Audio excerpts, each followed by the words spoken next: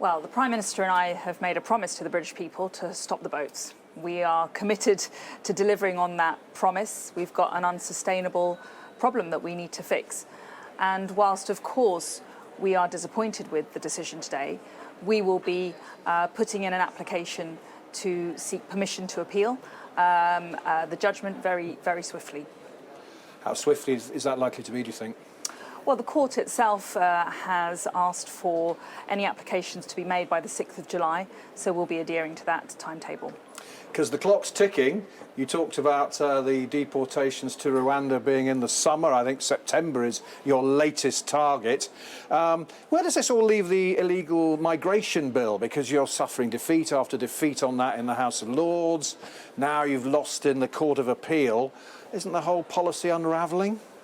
Not at all. Our bill is absolutely essential as an element in fixing this problem. It will allow us to detain and remove those who arrive here illegally. The problem is out of control. 45,000 people arrived here illegally last year. It's costing the British taxpayer £6 million a day in hotel accommodation.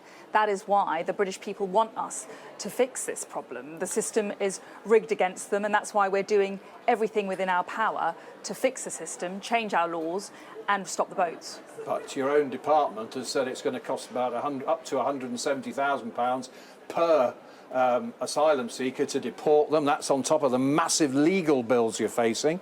It's not really value for money for the taxpayer, is it? Well, we are currently spending, as I say, £6 million a day on hotel accommodation, £3 billion a year on servicing our asylum costs.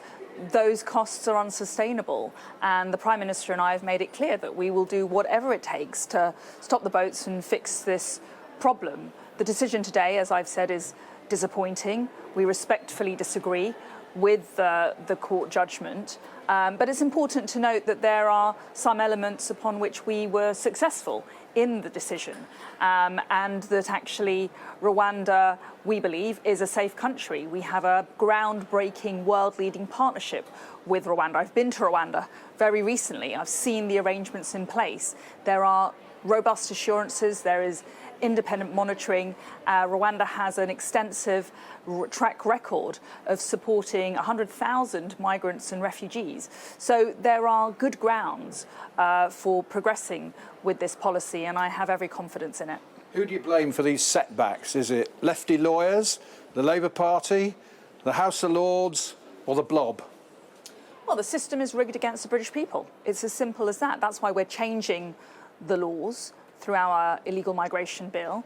That's why we are rolling out a groundbreaking partnership with Rwanda, which we believe is lawful, with a country that we believe is safe. So we need to change the system. We need to change our laws. That's how we're going to stop the boats. What's your latest estimate of when the deportations might start?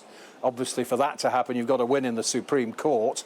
What's your latest prediction of when those deportations might start? Well, we will defer to the timetable set by the courts. That is in their power, and we will abide by any timeline they set. This year? Next year?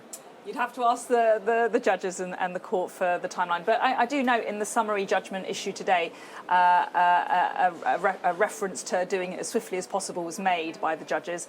And as I said, we'll defer to any timeline that the judges set.